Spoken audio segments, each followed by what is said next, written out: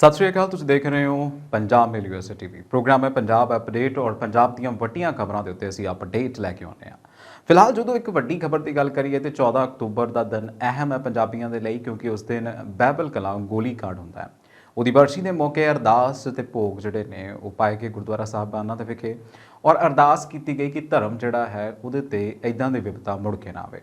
ਪਰ ਸਵਾਲ ਉੱਠਦਾ ਹੈ ਕਿ ਸਰਕਾਰਾਂ ਕਿੱਥੇ ਨੇ, ਸਰਕਾਰਾਂ ਕੀ ਕਰ ਰਹੀਆਂ ਨੇ। ਪਹਿਲਾਂ ਸ਼੍ਰੋਮਣੀ ਅਕਾਲੀ ਦਲ 2015 ਦੇ ਵਿੱਚ, ਫਿਰ ਕਾਂਗਰਸ ਆਉਂਦੀ ਹੈ ਜਿਹੜੀ ਬੜੇ ਸਾਰੇ ਪਰਚੇ ਤੇ ਪੱਤੇ ਖੇਡਦੀ ਹੈ। ਹੁਣ ਆਮ ਆਦਮੀ ਪਾਰਟੀ ਦਾ ਜਿਹੜਾ ਮਿਆਰ ਹੈ ਜਾਂ ਫਿਰ ਉਹਦੀ ਜਿਹੜੀ ਕਾਰਗੁਜ਼ਾਰੀ ਹੈ ਉਸ ਦਾ ਇੱਕ ਕਹ ਲਈਏ ਕਿ ਇਮਤਿਹਾਨ ਹੈ ਕਿ ਕਿੱਥੇ ਤੱਕ ਇਹ ਪਹੁੰਚਦੀ ਹੈ।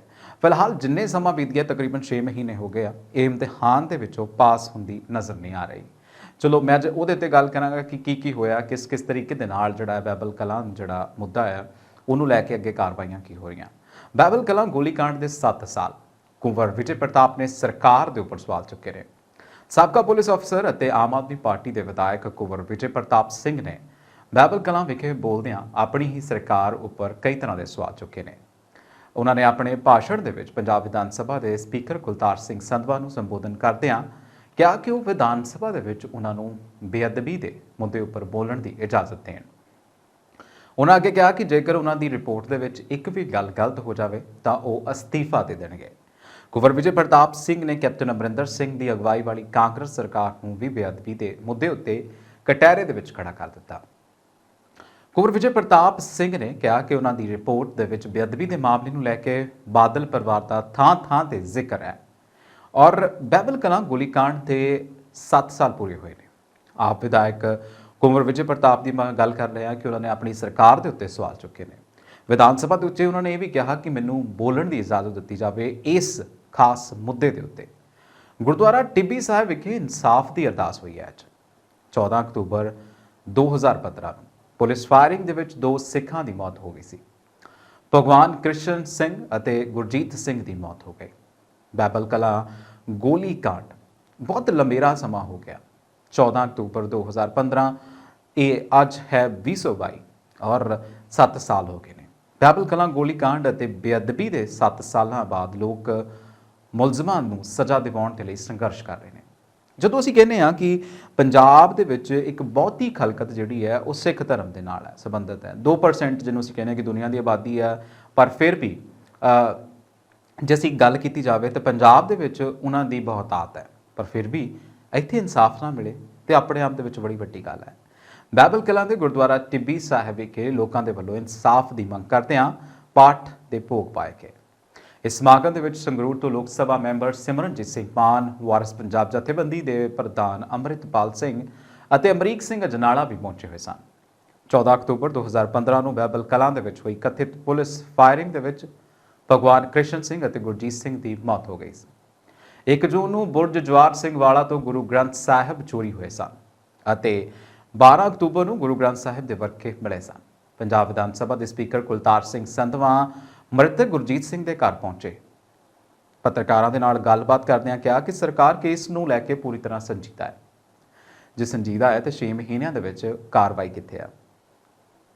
ਕੁਲਤਾਰ ਸਿੰਘ ਸੰਧਵਾ ਨੇ ਕਿਹਾ ਕਿ ਜਾਂਚ ਏਜੰਸੀਆਂ ਨੂੰ ਸਰਕਾਰ ਦੇ ਵੱਲੋਂ ਪੂਰਾ ਸਹਿਯੋਗ ਦਿੱਤਾ ਜਾ ਰਿਹਾ ਹੈ। ਮੈਨੂੰ ਲੱਗਦਾ ਹੈ ਕਿ ਇਸ ਜਾਂਚ ਨੂੰ ਨੇਪਰੇ ਚੜ੍ਹਨ ਦੇ ਲਈ ਬਲਕਿ ਦਿਨ ਨਹੀਂ ਲੱਗਣਗੇ। ਉਹਨਾਂ ਨੇ ਇਹ ਗੱਲ ਕਹੀ ਹੈ। ਵੈਸੇ ਇਸ ਗੱਲ 'ਚ ਮੈਂ ਤੁਹਾਨੂੰ ਦੱਸਦਾ ਕਿ ਉਹਨਾਂ ਨੇ ਇਸ ਤਕਰੀਰ ਕਰਦਿਆਂ 1.5 ਮਹੀਨੇ ਦਾ ਸਮਾਂ ਮੰਗ ਲਿਆ। ਪਹਿਲਾਂ ਰਾਜਨੀਤੀ ਹੋਈ ਹੈ ਉਹਨਾਂ ਨੇ ਕਿਹਾ, ਤੇ ਹੁਣ ਗੁਰੂ ਮਹਾਰਾਜ ਮਿਹਰ ਕਰੇਗਾ ਤੇ ਇਨਸਾਫ ਹੋਵੇਗਾ। ਇਹ ਉਹਨਾਂ ਦੀ ਜ਼ੁਬਾਨ ਦੇ ਸ਼ਬਦ ਨੇ। ਉਹਨਾਂ ਕਿਹਾ ਕਿ ਇਸ ਮਹੀਨੇ ਉਹਨਾਂ ਨੇ ਕਿਹਾ ਕਿ ਇਹ ਮਹੀਨੇ 1.5 ਮਹੀਨੇ ਦੀ ਖੇਡ ਹੈ ਹੋ ਰਹੀ ਹੈ। ਗੁਰੂ ਮਿਹਰ ਕਰੇ ਤਾਂ ਆਪਾਂ ਸ਼ੁਕਰਾਨੇ ਦਾ ਸਮਾਗਮ ਕਰਾਂਗੇ ਅਤੇ ਜੇ ਨਹੀਂ ਹੁੰਦੀ ਤਾਂ ਫਿਰ ਸਰਕਾਰਾਂ ਤੋਂ ਕੀ ਕਰਵਾਉਣਾ। ਉਹਨਾਂ ਨੇ ਸਿੱਧਾ ਸਵਾਲ ਚੱਕ ਦਿੱਤਾ। ਇਸ ਮੌਕੇ ਬੋਲਦਿਆਂ ਵਾਰਿਸ ਪੰਜਾਬ ਦੇ ਪ੍ਰਧਾਨ, ਜੋ ਕਿ ਅੱਜਕੱਲ੍ਹ ਬਹੁਤ ਚਰਚਿਤ ਚਿਹਰਾ ਬਣ ਚੁੱਕੇ ਨੇ ਔਰ ਉਹਨਾਂ ਦੀਆਂ ਸਟੇਟਮੈਂਟਸ ਬੜੀਆਂ ਚਰਚਿਤ ਨੇ, ਅੰਮ੍ਰਿਤਪਾਲ ਸਿੰਘ ਨੇ ਕਿਹਾ ਕਿ ਬੁਰਜ ਜਵਾਰ ਸਿੰਘ ਵਾਲਾ ਦੇ ਮਰਹੂਮ ਡੇਰਾ ਪ੍ਰੇਮੀ ਗੁਰਦੇਵ ਸਿੰਘ ਦੀ ਵਿਧਵਾ ਪਤਨੀ ਨੂੰ ਤਤਕਾਲੀ ਸਰਕਾਰ ਦੇ ਵੱਲੋਂ ਪੰਜਾਬ ਪੁਲਿਸ ਦੇ ਵਿੱਚ ਸਰਕਾਰੀ ਨੌਕਰੀ ਦਿੱਤੇ ਜਾਣ ਉੱਪਰ ਇਤਰਾਜ਼ ਚੁੱਕਿਆ ਅਤੇ ਮੰਗ ਕੀਤੀ ਕਿ ਸਰਕਾਰ ਨੂੰ ਨੌਕਰੀ ਤੋਂ ਬਰਖਾਸਤ ਕਰੇ। ਗੁਰਦੇਵ ਸਿੰਘ ਨੂੰ ਬਾਅਦ ਵਿੱਚ 3 ਜਣਿਆਂ ਵੱਲੋਂ ਮਾਰ ਦਿੱਤਾ ਗਿਆ ਸੀ। ਜਾਂਚ ਵਿੱਚ ਪਤਾ ਲੱਗਾ ਕਿ ਗੁਰਦੇਵ ਸਿੰਘ ਨੇ ਜੂਨ 2015 ਦੇ ਵਿੱਚ ਪਿੰਡ ਬੁਰਜ ਜਵਾਹਰ ਸਿੰਘ ਵਾਲਾ ਤੋਂ ਸ੍ਰੀ ਗੁਰੂ ਗ੍ਰੰਥ ਸਾਹਿਬ ਦੀ ਬੀੜ ਚੋਰੀ ਕਰਨ ਦੀ ਵਾਰਦਾਤ ਨੂੰ ਅੰਜਾਮ ਦਿੱਤਾ ਸੀ।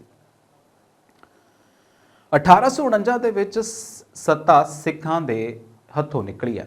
ਅਤੇ ਅੰਗਰੇਜ਼ਾਂ ਦੇ ਹੱਥੋਂ ਹੁੰਦੀ ਹੋਈ ਹਿੰਦੂਆਂ ਦੇ ਹੱਥ ਆਈ। ਅਸੀਂ 150 ਸਾਲ ਤੋਂ ਗੁਲਾਮ ਹਾਂ। ਉਹਨਾਂ ਨੇ ਕਿਹਾ ਕਿ ਸਾਨੂੰ ਮਾਰਨ ਦਾ ਸ਼ੌਂਕ ਨਹੀਂ ਹੈ, ਪਰ ਹਕੂਮਤ ਸਮਝ ਲਵੇ ਕਿ ਸਾਨੂੰ ਕਿਹੜੇ ਰਾਹ ਤੇ ਤੋਰਨਾ ਹੈ। ਉਹਨਾਂ ਨੇ ਕਿਹਾ ਕਿ ਜਦੋਂ ਦਿੱਲੀ ਦੇ ਵਿੱਚ ਸਿੱਖਾਂ ਦਾ ਕਤਲੇਆਮ ਹੁੰਦਾ ਹੈ ਤੇ ਜਦੋਂ ਮਾਫੀ ਮੰਗਣ ਦੀ ਵਾਰੀ ਆਉਂਦੀ ਹੈ ਤਾਂ ਇੱਕ ਸਿੱਖ ਨੂੰ ਮੂਹਰੇ ਕਰਵਾ ਕੇ ਮਾਫੀ ਮੰਗਵਾ ਲਈ ਜਾਂਦੀ ਹੈ। ਗਾਂਧੀ ਪਰਿਵਾਰ ਮਨਮੋਹਨ ਸਿੰਘ ਤੋਂ ਮਾਫੀ ਮੰਗਵਾ ਲੈਂਦੇ ਨੇ। ਅਸੀਂ ਬਹੁਤ ਧੱਕੇ ਖਾਂਦੇ ਆ ਪਰ ਇਨਸਾਫ ਨਹੀਂ ਮਿਲਿਆ। ਹਿਬਦੁਲ ਖੁਰਦ ਨਿਆਮੀਵਾਲਾ ਦੇ ਕ੍ਰਿਸ਼ਨ ਭਗਵਾਨ ਸਿੰਘ ਅਤੇ ਸਰਾਵਾਂ ਦੇ ਗੁਰਜੀਤ ਸਿੰਘ ਦੀ ਮੌਤ ਨੂੰ 7 ਸਾਲ ਹੋ ਗਏ ਨੇ। ਕ੍ਰਿਸ਼ਨ ਭਗਵਾਨ ਸਿੰਘ ਦੇ ਬੇਟੇ ਸੁਖਰਾਜ ਸਿੰਘ ਅਤੇ ਗੁਰਜੀਤ ਸਿੰਘ ਦੇ ਪਿਤਾ ਸਾਧੂ ਸਿੰਘ 7 ਸਾਲ ਬੀਤਣ ਤੋਂ ਬਾਅਦ ਇਨਸਾਫ ਦੀ ਮੰਗ ਕਰ ਰਹੇ ਨੇ। ਗੁਰਜੀਤ ਸਿੰਘ ਦੇ ਪਿਤਾ ਸਾਧੂ ਸਿੰਘ ਨੇ ਕਿਹਾ ਕਿ ਅਸੀਂ ਬਹੁਤ ਧੱਕੇ ਖਾਦੇ ਨੇ, ਚੰਡੀਗੜ੍ਹ ਕੈਪਟਨ ਕੋਲ ਅਤੇ ਹਾਈ ਕੋਰਟ ਵੀ ਗਏ ਆ, ਹੁਣ ਵੀ ਹਰੇਕ ਅੱਗੇ ਮਿੰਨਤ ਤਰਲਾ ਕਰਦੇ ਆ, ਸਾਨੂੰ ਇਨਸਾਫ ਦਿਓ। ਉਹਨਾਂ ਅੱਗੇ ਕਿਹਾ, ਮੈਂ ਨਵੀਂ ਸਰਕਾਰ ਨੂੰ ਵੀ ਸਮਾਂ ਦਿੰਦਾ ਪਰ ਉਹ ਇਨਸਾਫ ਜ਼ਰੂਰ ਦੇਵੇ। ਸਰਕਾਰ ਜਿੰਨਾ ਮਰਜ਼ੀ ਸਮਾਂ ਲੈ ਲਵੇ ਪਰ ਇਨਸਾਫ ਦੇਵੇ। ਮੈਨੂੰ ਕੁਲਤਾਰ ਸਿੰਘ ਸਦਮਾ ਤੋਂ ਉਮੀਦ ਹੈ ਕਿ ਕੁਝ ਕਰਨਗੇ। ਮੈਂ ਮੋਰਚੇ ਤੇ ਵੀ ਖਿਲਾਫ ਨਹੀਂ ਹਾਂ। 2015 ਨੂੰ ਗੁਰੂ ਗ੍ਰੰਥ ਸਾਹਿਬ ਦੀ ਬੇਅਦਬੀ ਤੋਂ ਬਾਅਦ ਕੋਟਕਪੂਰਾ ਵਿਖੇ ਹੋਈ ਫਾਇਰਿੰਗ ਦੇ ਮਾਮਲੇ ਦੇ ਵਿੱਚ ਪੁੱਛਗਿੱਛ ਲਈ SIT ਦੇ ਵੱਲੋਂ ਸੁਖਬੀਰ ਸਿੰਘ ਬਾਦਲ ਨੂੰ ਸੰਮਨ ਕੀਤਾ ਗਿਆ ਸੀ। ਇਸ ਘਟਨਾ ਸਮੇਂ ਸੁਖਬੀਰ ਸਿੰਘ ਬਾਦਲ ਸੂਬੇ ਦੇ ਉਪ ਮੁੱਖ ਮੰਤਰੀ ਤੇ ਗ੍ਰਹਿ ਮੰਤਰਾਲਾ ਉਹਨਾਂ ਦੇ ਕੋਲ ਸੀ। SIT ਦੀ ਅਗਵਾਈ ADGP LK ਯਾਦਵ ਕਰ ਰਹੇ ਸਨ। ਇਸ ਤੋਂ ਪਹਿਲਾਂ ਸਾਬਕਾ DGP ਸਮੇਤ ਸੈਣੀ ਤੋਂ ਵੀ ਪੁੱਛਗਿੱਛ ਹੋਈ ਸੀ। ਬੇਅਦਬੀ ਦੇ ਨਾਲ ਜੁੜੀਆਂ ਘਟਨਾਵਾਂ ਦੇ ਵਿੱਚ ਸੁਖਬੀਰ ਸਿੰਘ ਬਾਦਲ ਤੋਂ SIT ਨੇ ਪਹਿਲਾਂ ਵੀ ਪੁੱਛਗਿੱਛ ਕੀਤੀ ਹੈ। ਸੋ ਇੰਨਾ ਕੁਝ ਹੋ ਗਿਆ, ਬੜੀਆਂ ਸਾਰੀਆਂ ਰਿਪੋਰਟਸ ਨੇ, ਬੜੀਆਂ ਸਾਰੀਆਂ SITs ਨੇ। SIT ਦੇ ਵਿੱਚ ਬੜੇ ਸਾਰੇ ਇਨਫਲੂਐਂਸ਼ੀਅਲ ਬੰਦੇ ਜਿਹਨਾਂ ਨੂੰ ਅਸੀਂ ਕਹਿੰਦੇ ਕਿ ਸੁਮੇਧ ਸਿੰਘ ਸੈਣੀ ਵਰਗੇ DGP ਨੇ, ਔਰ ਬਹੁਤ ਕੁਝ ਹੈ, ਬੜੇ ਸਾਰੇ ਨਾਮ ਨੇ। ਜੇ ਕੀ ਹੋਵੇਗਾ ਇਹ ਸਮਾਂ ਦੱਸੇਗਾ ਕਿ ਆਮ ਆਦਮੀ ਪਾਰਟੀ ਇਸ ਇਮਤਿਹਾਨ ਦੇ ਵਿੱਚੋਂ ਪਾਸ ਹੁੰਦੀ ਹੈ ਕਿ ਨਹੀਂ, ਇਹ ਸਮਾਂ ਦੱਸੇਗਾ। ਅੱਗੇ ਵਧਦੇ ਹਾਂ ਤੇ ਅੱਗੇ ਅਮਰੀਕੀ ਮਰੀਨ 'ਚ ਸ਼ਾਮਲ ਹੋਣਾ ਚਾਹੁੰਦੇ ਸਿੱਖਾਂ ਨੂੰ ਕੇਸਾਂ ਤੇ ਹੋਰ ਧਾਰਮਿਕ ਜਿਹੜੇ ਚਿੰਨ੍ਹ ਨੇ ਉਹਨਾਂ ਦੇ ਲਈ ਲੜਨਾ ਪਵੇਗਾ। 3 ਸਿੱਖ ਨੌਜਵਾਨਾਂ ਨੇ ਅਮਰੀਕਾ ਮਰੀਨ ਦੇ ਵਿੱਚ ਸੰਭਾਵੀ ਉਮੀਦਵਾਰ ਹੋਣ ਕਰਕੇ ਅਮਰੀਕਾ ਦੇ ਸੰਘੀ ਕੋਰਟ ਦੇ ਵਿੱਚ ਆਪਣੇ ਧਾਰਮਿਕ ਚਿੰਨ੍ਹਾਂ ਨੂੰ ਸਿਖਲਾਈ ਦੌਰਾਨ ਰੱਖਣ ਦੀ ਇਜਾਜ਼ਤ ਮੰਗੀ ਹੈ। ਇਹਨਾਂ ਸਿੱਖ ਨੌਜਵਾਨਾਂ ਨੇ ਹੇਠਲੀ ਅਦਾਲਤ ਦੇ ਵਿੱਚ ਅਪੀਲ ਰੱਦ ਹੋ ਜਾਣ ਤੋਂ ਬਾਅਦ ਕੋਲੰਬੀਆ ਦੀ ਜ਼ਿਲ੍ਹਾ ਅਦਾਲਤ ਦਾ ਰੁਖ ਕੀਤਾ ਸੀ। ਸਾਲ 1940 ਤੋਂ ਅਮਰੀਕੀ ਮਰੀਨ ਅਤੇ ਉਸ ਦੇ ਨਾਲ ਜੁੜੇ ਮੁੱਦਿਆਂ ਦੀਆਂ ਖਬਰਾਂ ਪ੍ਰਕਾਸ਼ਿਤ ਕਰਨ ਵਾਲੇ ਅਖਬਾਰ ਮਰੀਨ ਟਾਈਮਸ ਮੁਤਾਬਕ district of Columbia the federal court ਦੇ ਜੱਜਾਂ ਨੇ ਮੰਗਲਵਾਰ ਨੂੰ ਇਸ ਬਾਰੇ ਦਲੀਲਾਂ ਸੁਣੀਆਂ। ਦਲੀਲਾਂ ਦੇ ਵਿੱਚ ਮਰੀਨ ਰਿਕਰੂਟਾਂ ਨੂੰ ਆਪਣੇ ਵਾਲ ਕੱਟਣ ਅਤੇ ਦਾੜ੍ਹੀ ਕਟਵਾਉਣ ਦੇ ਕੈਂਪ ਨਿਯਮਾਂ ਤੋਂ ਤੁਰੰਤ ਛੋਟ ਮਿਲਣ ਜਾਂ ਨਾ ਮਿਲਣ ਬਾਰੇ ਚਰਚਾ ਹੋਈ ਹੈ। ਮਰੀਨ ਟਾਈਮਸ ਨੇ ਲਿਖਿਆ ਕਿ 3 ਜੱਜਾਂ ਦੇ ਪੈਨਲ ਨੇ ਸੰਦੇਸ਼ ਜ਼ਾਹਰ ਕਰਕੇ ਮੈਰੀਨ ਕੋਲ ਆਪਣੇ ਡਰੈਸ ਕੋਡ ਦੇ ਲਈ ਧਾਰਮਿਕ ਛੋਟਾਂ ਤੋਂ ਇਨਕਾਰ ਕਰਨ ਦਾ ਵਾਜਿਬ ਕਾਰਨ ਸੀ, ਪਰ ਇਹ ਸਵਾਲ ਕੀਤਾ ਕਿ ਮੁੱਦਈ ਨੂੰ ਐਮਰਜੈਂਸੀ ਰਾਹਤ ਦੀ ਲੋੜ ਕਿਉਂ ਹੈ। ਹਾਲਾਂਕਿ ਮੰਗਲਵਾਰ ਨੂੰ ਇਸ ਉੱਪਰ ਕੋਈ ਫੈਸਲਾ ਨਹੀਂ ਲਿਆ ਗਿਆ। ਅਪੀਲ ਕਰਨ ਵਾਲੇ ਸਿੱਖ ਨੌਜਵਾਨ ਕੌਣ ਨੇ, ਕਿਉਂਕਿ ਇਹ ਬੜਾ ਵੱਡਾ ਸਵਾਲ ਉੱਠਿਆ ਜਾ ਰਿਹਾ ਸੀ, ਬੜਾ ਪੁੱਛਿਆ ਜਾ ਰਿਹਾ ਸੀਗਾ। ਇਹਨਾਂ ਦਾ ਨਾਮ ਮੈਂ ਦੱਸ ਦਿੰਦਾ। ਆਕਾਸ਼ ਸਿੰਘ, ਜਸਕੀਰਤ ਸਿੰਘ ਅਤੇ ਮਲਾਪ ਸਿੰਘ ਚਾਹਲ ਨਾਮ ਦੇ ਮਰੀਨ ਡਰਾਈਵ ਲਈ 3 ਸਿੱਖ ਸੰਭਾਵੀ ਉਮੀਦਵਾਰਾਂ ਦੇ ਵੱਲੋਂ ਕੋਲੰਬੀਆ ਦੀ ਅਦਾਲਤ ਦੇ ਵਿੱਚ ਅਪੀਲ ਕੀਤੀ ਗਈ ਹੈ। ਸਿੱਖਾਂ ਦੇ 5 ਧਾਰਮਿਕ ਚਿੰਨ੍ਹ ਕੇਸ, ਜਿਹਨੂੰ ਅਸੀਂ ਕਹਿੰਦੇ ਆ, ਜਿਹਨੂੰ ਕਕਾਰ ਵੀ ਕਹਿੰਦੇ ਆ, 5 ਕਕਾਰ ਕੇਸ, ਕੜਾ, ਕਿਰਪਾਨ, ਕਸ਼ਹਿਰਾ ਅਤੇ ਕੰਘਾ ਹਨ। ਪੱਗ ਭਾਵੇਂ ਕਿ 5 ਕਕਾਰਾਂ ਦੇ ਵਿੱਚ ਨਹੀਂ ਆਉਂਦੀ, ਪਰ ਇਹ ਵੀ ਸਿੱਖ ਪਹਿਰਾਵੇ ਦਾ ਅਨਿੱਖੜ ਮੰਗ ਹੈ। ਤਿੰਨਾਂ ਮੁੱਦਈਆਂ ਨੇ ਸਤੰਬਰ ਵਿੱਚ DC ਸਰਕਟ ਦੇ ਲਈ US ਕੋਰਟ ਆਫ ਅਪੀਲਸ ਦੇ ਵਿੱਚ ਅਰਜ਼ੀ ਦਿੱਤੀ ਸੀ। ਇਹ ਅਪੀਲ ਉਸ ਸਮੇਂ ਕੀਤੀ ਗਈ ਜਦੋਂ ਇੱਕ ਹੇਠਲੀ ਅਦਾਲਤ ਦੇ ਜੱਜ ਨੇ ਉਹਨਾਂ ਦੀ ਬੇਨਤੀ ਨੂੰ ਰੱਦ ਕਰ ਦਿੱਤਾ ਸੀ। ਅਦਾਲਤੀ ਦਸਤਾਵੇਜ਼ਾਂ ਅਨੁਸਾਰ ਚਾਲ ਇਕਲੌਤਾ ਮੁੱਦਈ ਹੈ ਜੋ ਕੰਘੀ, ਕਸ਼ਹਿਰਾ ਅਤੇ ਛੋਟੀ ਕਿਰਪਾਨ ਪਹਿਨਣ ਦਾ ਅਧਿਕਾਰ ਮੰਗ ਰਿਹਾ ਹੈ। ਤਿੰਨੋਂ ਸੰਭਾਵੀ ਰੰਗਰੂਟਾਂ ਨੇ ਬੇਨਤੀ ਕੀਤੀ ਹੈ ਕਿ ਉਹਨਾਂ ਨੂੰ ਆਪਣੇ ਸਿਰ ਦੇ ਵਾਲ ਅਤੇ ਦਾੜ੍ਹੀ ਨੂੰ ਲੰਬੇ ਛੱਡਣ, ਵਾਲਾਂ ਨੂੰ ਪੱਗ ਨਾਲ ਢੱਕਣ ਅਤੇ ਕੜਾ ਪਹਿਨਣ ਦੀ ਇਜਾਜ਼ਤ ਦਿੱਤੀ ਜਾਵੇ। ਮਰੀਨ ਕੋਰ ਨੇ ਇਸ ਤੋਂ ਪਹਿਲਾਂ ਸਾਰੀਆਂ ਅਪੀਲਾਂ ਨੂੰ ਰੱਦ ਕਰ ਦਿੱਤਾ ਸੀ। ਇਸ ਲਈ 3 ਮੁੱਦਈ ਸਾਲਾਂ ਤੋਂ ਪੁਲਿਸ ਬਣੇ ਹੋਏ ਹਨ। ਇਹ ਭਰਤੀ ਲਈ ਕਾਗਜ਼ੀ ਕਾਰਵਾਈ ਤੇ ਦਸਤਖਤ ਕਰ ਰਹੇ ਨੇ, ਪਰ ਅਜੇ ਤੱਕ ਬੂਟ ਕੈਂਪ ਸ਼ੁਰੂ ਨਹੀਂ ਕਰ ਰਹੇ। ਮਰੀਨ ਕੋਰ ਨੇ ਕੀ ਕਿਹਾ ਹੈ? ਇਹ ਬੂਟ ਕੈਂਪ ਦੇ 13 ਹਫ਼ਤਿਆਂ ਦੇ ਸਮਾਪਤ ਹੋਣ ਤੋਂ ਬਾਅਦ ਬੰਦੇ ਨੂੰ ਸੀਮਾਵਾਂ ਅੰਦਰ ਧਾਰਮਿਕ ਚਿੰਨ੍ਹ ਪਹਿਨਣ ਦੀ ਇਜਾਜ਼ਤ ਦੇਵੇਗਾ। ਇੱਕ ਸਿੱਖ ਕੈਪਟਨ ਨੂੰ ਮਿਲ ਚੁੱਕੀ ਹੈ ਰਿਆਇਤ। ਇਹ ਵੀ ਇੱਕ ਬੜੀ ਵੱਡੀ ਗੱਲ ਹੈ। ਨਿਊਯਾਰਕ ਟਾਈਮਜ਼ ਦੀ ਖਬਰ ਅਨੁਸਾਰ ਸਾਲ 2021 ਦੇ ਵਿੱਚ ਮਰੀਨ ਕੈਪਟਨ ਸੁਖਬੀਰ ਸਿੰਘ ਤੂਰ ਨੂੰ ਮਰੀਨ ਕੋਰਪਸ ਵਿੱਚ ਪੱਗ ਬੰਨ੍ਹਣ ਦੀ ਇਜਾਜ਼ਤ ਮਿਲੀ ਸੀ। ਇਹ ਇਜਾਜ਼ਤ ਕੁਝ ਹੋਰ ਲੋਕਾਂ ਨੂੰ ਵੀ ਮਿਲੀ ਸੀ।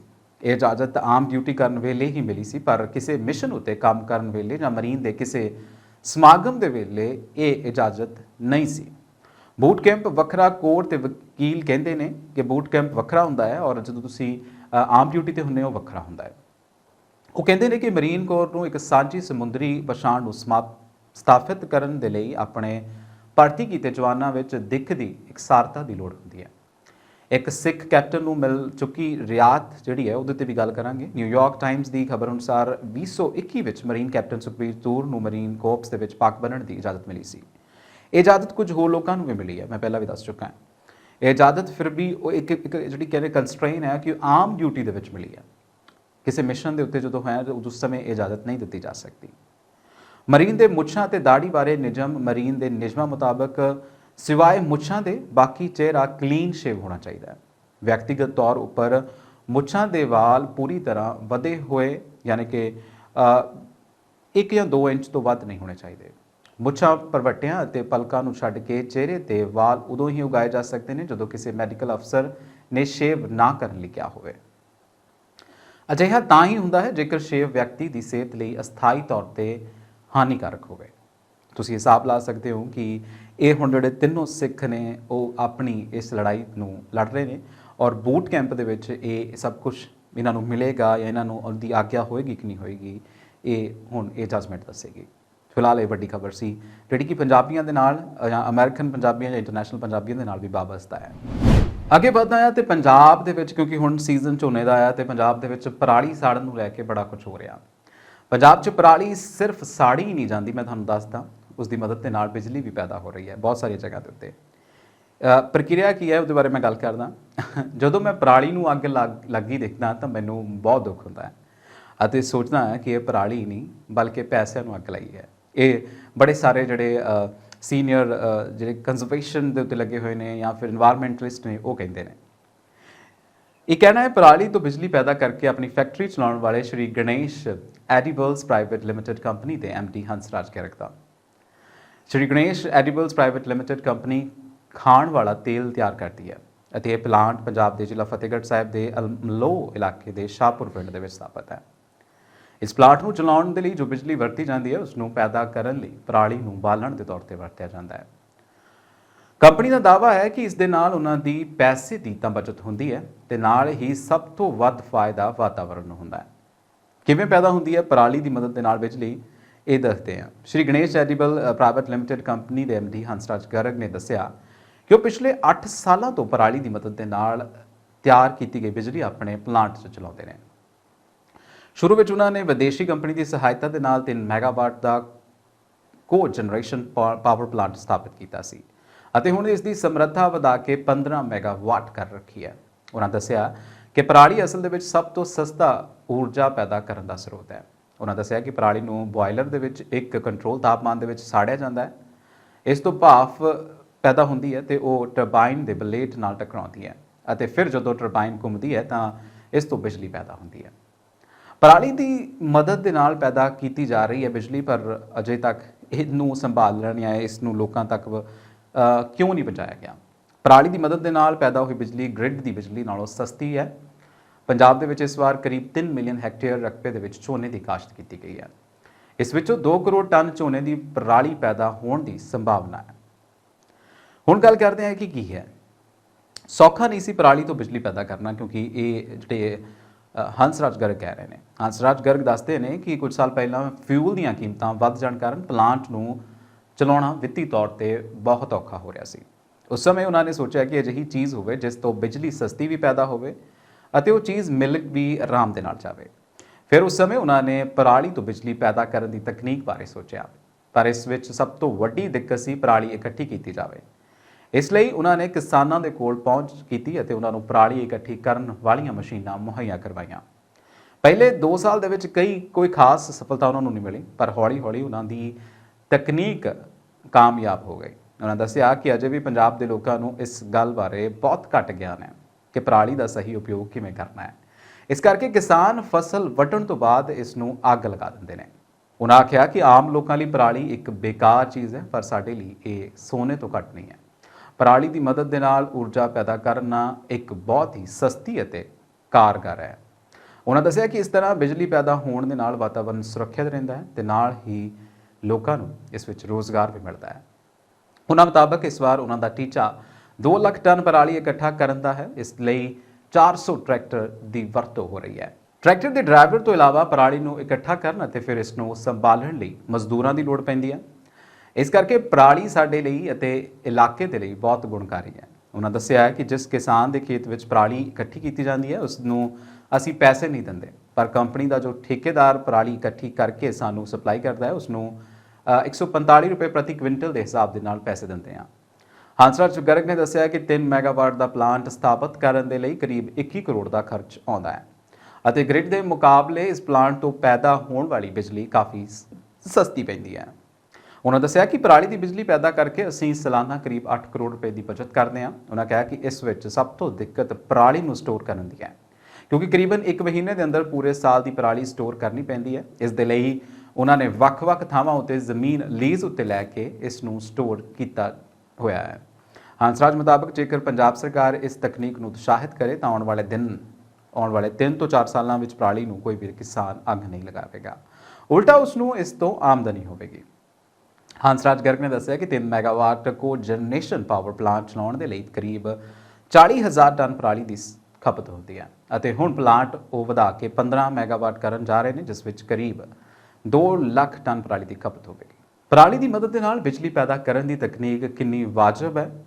ਪਰਾਲੀ ਨੂੰ ਬਾਲਣ ਦੀ ਥਾਂ ਵਰਤ ਕੇ ਬਿਜਲੀ ਪੈਦਾ ਕਰਨ ਦੀ ਤਕਨੀਕ ਬਾਰੇ ਜਦੋਂ ਪੰਜਾਬ ਮੀਡੀਆ ਨੇ ਪੰਜਾਬ ਪਾਵਰ ਕਾਰਪੋਰੇਸ਼ਨ ਦੇ ਸਾਬਕਾ deputy chief engineer Bhupinder Singh ਨਾਲ ਗੱਲਬਾਤ ਕੀਤੀ ਤਾਂ ਉਹਨਾਂ ਨੇ ਦੱਸਿਆ ਕਿ ਆਮ ਤੌਰ ਤੇ ਥਰਮਲ ਪਲਾਂਟਾਂ ਦੇ ਵਿੱਚ ਕੋਲੇ ਨੂੰ ਸਾੜ ਕੇ ਉਸ ਤੋਂ ਜੋ ਊਰਜਾ ਪੈਦਾ ਹੁੰਦੀ ਹੈ ਉਸ ਤੋਂ ਬਿਜਲੀ ਪੈਦਾ ਕੀਤੀ ਜਾਂਦੀ ਹੈ, ਪਰ ਇੱਥੇ ਕੋਲੇ ਦੀ ਥਾਂ ਪਰਾਲੀ ਨੂੰ ਸਾੜ ਕੇ ਬਿਜਲੀ ਪੈਦਾ ਕੀਤੀ ਜਾ ਰਹੀ ਹੈ, ਜੋ ਕਿ ਸਹੀ ਹੈ।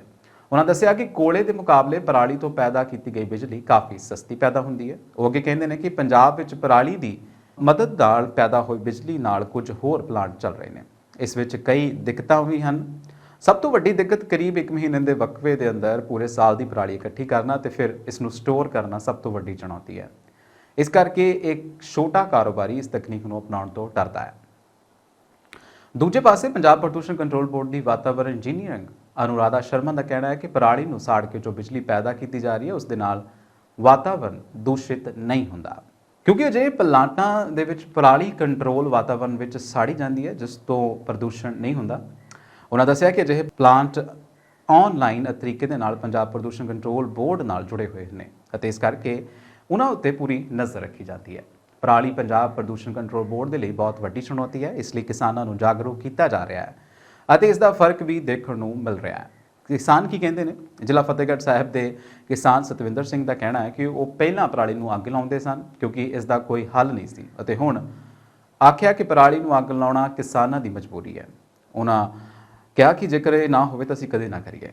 ਕਿਸਾਨ ਨੂੰ ਇਸ ਗੱਲ ਦਾ ਇਲਮ ਹੈ ਕਿ ਪਰਾਲੀ ਨੂੰ ਸਾੜਨ ਦੇ ਨਾਲ ਪ੍ਰਦੂਸ਼ਣ ਹੁੰਦਾ ਹੈ। ਇਸ ਦਾ ਸਭ ਤੋਂ ਪਹਿਲਾ ਸ਼ਿਕਾਰ ਉਹ ਖੁਦ ਹੈ। ਦੂਜਾ, ਜਿਸ ਮਸ਼ੀਨਰੀ ਦੀ ਜ਼ਰੂਰਤ ਪਰਾਲੀ ਨੂੰ ਸੰਭਾਲਣ ਲਈ ਹੈ ਉਹ ਬਹੁਤ ਮਹਿੰਗੀ ਹੈ। ਸੋ ਹੁਣ ਤੁਸੀਂ ਲਾ ਸਕਦੇ ਹੋ ਹਿਸਾਬ ਕਿ ਪਰਾਲੀ ਜਿਹੜਾ ਹੈ ਉਹਦੇ ਨਾਲ ਬਿਜਲੀ ਬਣਾਈ ਜਾ ਸਕਦੀ ਹੈ, ਪਰ ਦੂਸਰੇ ਬੰਨੇ ਕਿਸਾਨ ਦੀ ਮਜਬੂਰੀ ਹੈ ਕਿ ਉਹ ਇਸ ਪਰਾਲੀ ਨੂੰ ਸਾੜੇ ਜਾਂ ਨਾ ਸਾੜੇ ਜਾਂ ਕਿਵੇਂ ਕਰੇ। ਇਹ ਸੀ ਅੱਜ ਦਾ ਪੰਜਾਬ ਅਪਡੇਟ। ਤੁਸੀਂ ਦੇਖਦੇ ਰਹੋ ਪੰਜਾਬ ਮਿਲੀ USA TV। ਮੈਨੂੰ ਦਿਓ ਆਗਿਆ। ਸਤਿ ਸ਼੍ਰੀ ਅਕਾਲ।